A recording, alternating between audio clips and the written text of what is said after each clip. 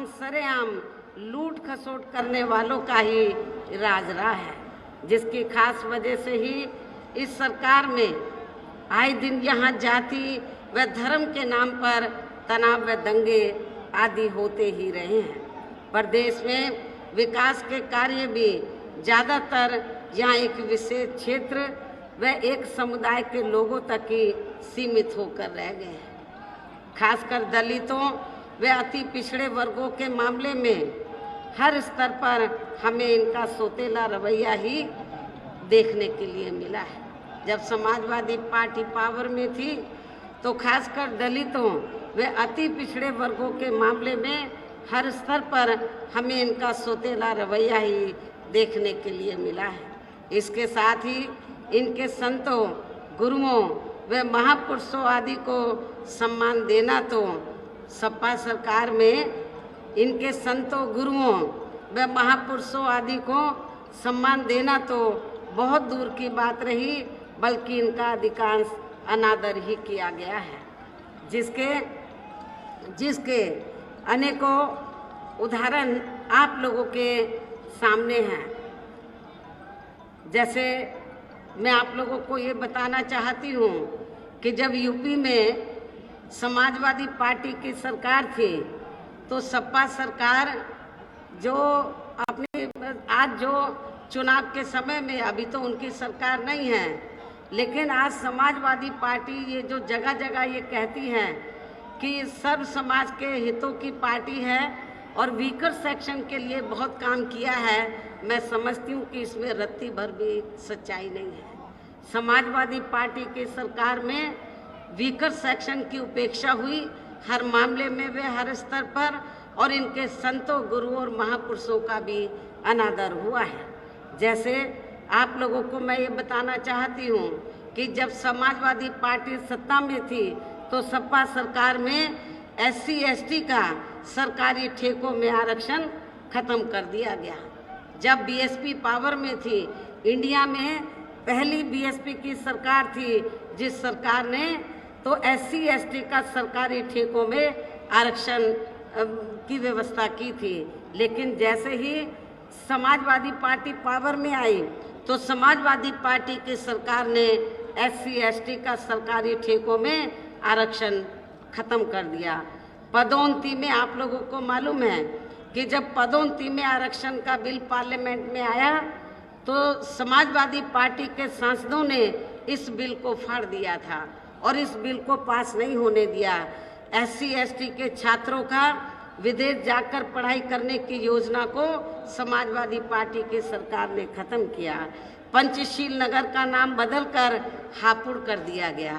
ये भी मैं बताना चाहती हूँ हापुड़ जिले के लोगों को, पंचशील नगर का नाम बदलकर हापुड़ कर दिया गया। संत रविदास नगर का नाम बदलकर भदोई कर दिया गया सपा सरकार में। भीमनगर का नाम बदलकर संभल कर दिया।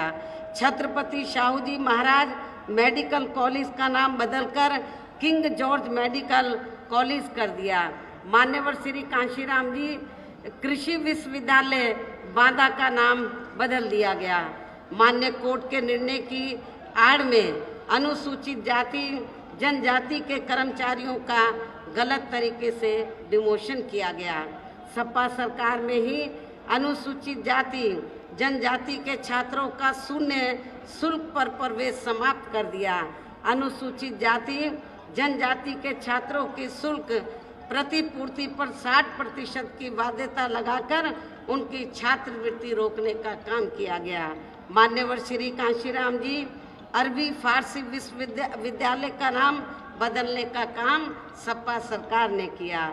लखनऊ के गोमती नगर में डॉक्टर भीमराव अंबेडकर पार्क जो BSP की सरकार में बनाया गया था उसका नाम बदलकर जनेश्वर मिश्र पार्क कर दिया गया। ये सपा सरकार का कारनामे हैं। सरकारी भूमि आवंटन में SC/ST को मिलने वाली प्राथमिकता को खत्म कर दिया गया। SC/ST की भूमि खरीद को लेकर नया संशोधन लेकर आए जिसमें बिना DM के अनुमति के कोई भी उनकी ज़मीन खरीद सकता था, जिससे इन कमज़ोर वर्गों की ज़मीन को हथिया लिया जा सके। ये है अंबेडकर, ये है समाजवादी पार्टी के मुखिया श्री अखिलेश यादव के अंबेडकरवादी सोच एवं प्रेम।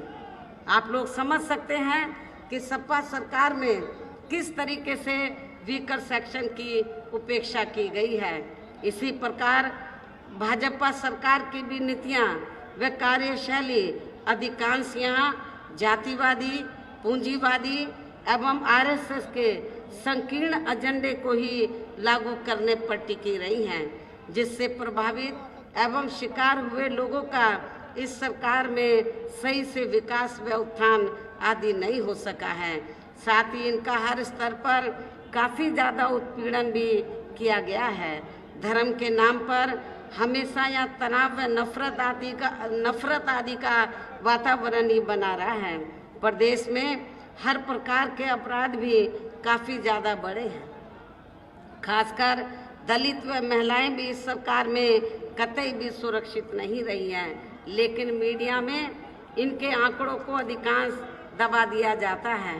इसके अलावा प्रदेश में गरीबों, मजदूरों, बेरोजगारों व अन्य मेहनतकश लोगों के साथ साथ दलितों, आदिवासियों, अन्य पिछड़े वर्गों, मुस्लिम एवं अन्य धार्मिक अल्पसंख्यक समाज के लोगों के हित व कल्याण के लिए वर्षों से जो भी यहाँ सरकारी योजनाएं चल रही थी, तो उनका भी इन्हें सरकार में सही से पूरा लाभ नहीं मिला है। वर्तमान भाजपा सरकार में इसका सही से पूरा लाभ नहीं मिला है। खासकर दलितों व पिछड़ों को आरक्षण का भी पूरा लाभ नहीं मिल सका है, क्योंकि इन्होंने मतलब भारतीय जनता पार्टी की सरकार ने यहाँ बड़े बड़े सरकारी कार्य ज़्यादातर प्राइवेट सेक्टर के जरिए ही कराए हैं, जिसमें इनके लिए आरक्षण की कोई भी व्यवस्था नहीं है। सरकारी नौकरियों में भी इनका आरक्षण का कोटा पूरा नहीं किया गया है। मुस्लिम व अन्य धार्मिक अल्पसंख्यक समाज के लोगों के साथ तो बीजेपी की सरकार में अधिकांश पक्षपात वाला रवैया ही अपनाया गया है। इतना ही नहीं बल्कि इस बार बीजेपी की सरकार में अपर कास्ट समाज में से विशेषकर प्रबुद्ध वर्ग भी हर मामले में अपने आप को काफ़ी ज़्यादा उपेक्षित महसूस करता रहा है। इसके अलावा इनकी गलत आर्थिक नीतियों के कारण यहाँ गरीबी, बेरोजगारी व महंगाई आदि भी काफ़ी ज़्यादा बढ़ी है। खासकर चुनाव घोषित होने से पहले तो पूरे देश में डीजल, पेट्रोल व रसोई गैस आदि की आए दिन बड़ी कीमतों ने तो जनता की काफ़ी ज़्यादा मुश्किलें बढ़ाई हैं, और ऐसा लगता है चुनाव खत्म होने के बाद पुनः इनकी कीमतें बढ़ा दी जाएंगी। इसके साथ साथ उत्तर प्रदेश सहित पूरे देश के किसान भी केंद्र सरकार की गलत नीतियों के कारण काफ़ी ज़्यादा दुखी व परेशान भी रहे हैं और अभी भी परेशान हैं। प्रदेश में बेरोजगार लोगों को रोजगार नहीं मिलने के कारण ही ज़्यादातर इनको इस सरकार में भी पलायन करना पड़ा है। कांग्रेस की आप लोगों को मालूम है कि आज़ादी के बाद लंबे अरसे तक कांग्रेस सत्ता में रही। यहाँ रोटी रोजी के साधन नहीं मिले, रोटी रोजी के लिए लोग पलायन करके चले गए। और उसके बाद जब चाहे सपा पावर में आई हो, चाहे बीजेपी पावर में वर्तमान में चल रही है, तो इन सभी पार्टियों की सरकारों में रोटी रोजी के लिए यहाँ पर जो बेरोजगार लोग हैं उनको पलायन करना पड़ा है, क्योंकि जब यहाँ की सरकारों ने रोटी रोजी के साधन नहीं दिए तो उनको पलायन करना पड़ा। यूपी में बहुजन समाज पार्टी की ही अकेली एक ऐसी सरकार थी कि इस सरकार में ना तो लोग पलायन करके गए बेरोजगार लोग, बल्कि जो दूसरे राज्यों में रोटी रोजी के लिए चले गए थे वो भी वहाँ से पलायन करके अपने नेटिव स्टेट में, अपने खुद के प्रदेश में इधर वो आ गए थे। इस प्रकार से इन सभी विरोधी पार्टियों की रही सरकारों में शुरू से ही यहाँ यूपी की जनता काफ़ी ज़्यादा दुखी व परेशान रही है। विशेषकर कोरोना महामारी के दौरान तो इन सभी की हालत और भी ज़्यादा खराब हो गई है। ऐसे में इन सभी विरोधी पार्टियों की रही सरकारों से निजात पाने के लिए अब इस चुनाव में यहाँ प्रदेश की जनता को अपनी एकमात्र हितैषी पार्टी बहुजन समाज पार्टी की ही सरकार बनाना बहुत जरूरी है, जिसने अपने चारों रहे शासनकाल के दौरान बिना पक्षपात व भेदभाव आदि के यहाँ कमजोर एवं उपेक्षित वर्गों के लोगों के साथ साथ सर्व समाज में से गरीबों, मजदूरों, बेरोजगारों, किसानों, व्यापारियों, कर्मचारियों, वकीलों एवं अन्य मेहनतकश लोगों के साथ ही युवाओं, छात्रों, महिलाओं व बुजुर्गों आदि के भी विकास एवं उत्थान के लिए अनेकों ऐतिहासिक व महत्वपूर्ण कार्य किए हैं। वो कार्य फिर से जब हमारी सरकार बन जाएगी तो वो कार्य फिर से यहाँ शुरू किए जाएंगे। इसके अलावा बीएसपी की रही सरकार में दलित एवं अन्य पिछड़े वर्गों में जन्मे अपने महान संतों, गुरुओं व महापुरुषों आदि को भी विभिन्न रूपों में पूरा आदर सम्मान दिया गया है। जब बीएसपी यहाँ पावर में रही, जिनकी यहाँ सभी विरोधी पार्टियों की रही सरकारों में काफ़ी ज़्यादा उपेक्षा की गई है, लेकिन इनके सम्मान में जब बीएसपी पावर में आ जाएगी, पुनः पावर में आ जाएगी, तो फिर इनके सम्मान में आगे भी कोई कमी नहीं आने दी जाएगी। इसके साथ साथ बीएसपी की सरकार में पूर्व की तरह ही यहाँ सभी वर्गों, धर्मों व विभिन्न क्षेत्रों में लगे लोगों के हितों में भी फिर से ऐतिहासिक कार्य किए जाएंगे।